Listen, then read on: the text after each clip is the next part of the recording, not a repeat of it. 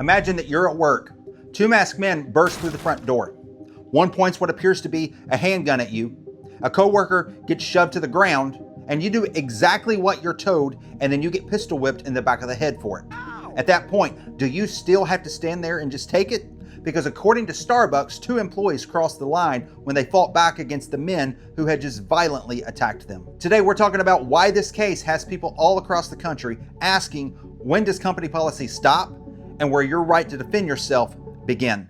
What's going on, everybody? Welcome back to the 2A Defense Network. If you enjoy honest discussion about self-defense, the Second Amendment, and stories the mainstream media often ignores, go ahead and hit that subscribe button, because this story has gone viral again after newly released surveillance footage showed exactly what happened inside a St. Louis Starbucks. A Starbucks robbery stopped by employees who were fired because of it. It was a Sunday in December 2023, the middle of the afternoon. Michael Harris was working drive-through. Two robbers walked in. One suspect walks behind the counter and shoves a female worker to the ground. I was scared, but also just calm at the moment. The robbers demand money and strike Harris with a gun. After that point, when my vision went black, I was like, I'm about to get shot. It was definitely a life or death situation in my eyes. Another worker, also fired after this, saw a suspect lower his gun, so he shoved him and noticed the gun was fake. The trigger broke off when they hit him with it. My coworker announced that it was a fake gun, right as he got it off of them. And that's when we jumped and started to fight them a little bit more. Harris says he got a call from corporate. They said, "This is Starbucks. We are terminating you effective immediately." Now, after watching it, I think most people are going to have a very difficult time defending Starbucks' decision. So, let's get into it. The robbery happened in December of 2023 at a Starbucks near St. Louis University. Now, surveillance video shows two masked robbers entering the store. One immediately pulls what appears to be a handgun. Employees and a customer, they hit the floor, and one robber forces his way behind the counter and shoves a female employee aside while demanding money. Michael Harris, who was working the drive-thru, tries to cooperate. He's attempting to open the cash register, but he doesn't have the manager access needed to get it open. So instead of just simply waiting, one of the robbers smashes him in the back of the head with the gun. Harris later said that his vision went black. Now, he genuinely believed, he said, "I'm about to get shot." Now think about that for just a second. He wasn't refusing to cooperate.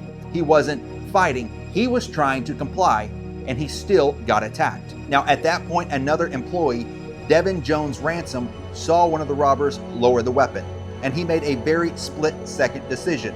He tackled the robber into the drive-thru window, and during that struggle, the gun broke, and that's whenever they realized it wasn't a real firearm.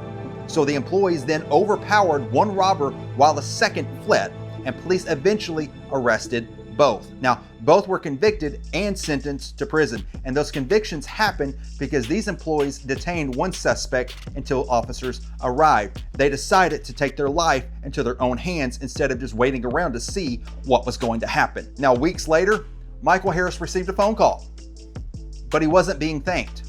He wasn't being recognized. He was being fired, and so was Devin Jones Ransom. Starbucks said both employees violated company policy. And according to the company, employees are trained to comply with robbers' demands and avoid taking actions that could increase the danger for employees or customers. Too late, Starbucks. Starbucks has said that those policies exist because their priority is keeping everyone in the store as safe as possible during violent incidences. Now, that's the company's explanation, but here's where I think many people, including myself, start asking some very difficult questions. There is a huge difference between escalating a situation and defending yourself after you've already become the victim of a violent attack. Michael Harris, he wasn't fired because he started a fight. He had already been struck in the back of the head. And according to his own account, he believed that he was going to be killed. He thought he was going to die. That is a completely different situation than someone deciding to chase a shoplifter into the parking lot.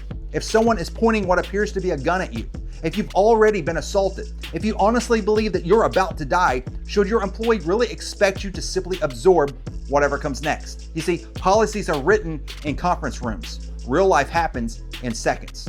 Nobody sitting comfortably behind a desk knows exactly how they're going to react when they're about to be murdered. They just don't know. It's easy to make those decisions when you're not there. Now, this case also raises another concern. What message does this send to other employees everywhere? If someone believes that fighting back, even in what they perceive as a life or death situation, will cost them their job, will they hesitate? Will they freeze? Will they avoid protecting themselves because they're worried that they're about to get fired afterwards? Even Harris' attorney argued that such a policy could discourage people from defending their own lives when they believe they're in immediate danger. Now, I understand why companies create blanket safety policies. They don't want employees chasing armed criminals. I get it. They don't want innocent bystanders hurt. Again, I get it. Those are legit concerns.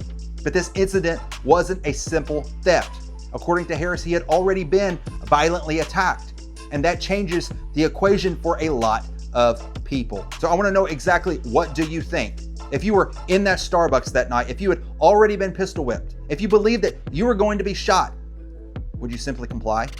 Or do you think that every person has a right to defend themselves, even if it violates company policy?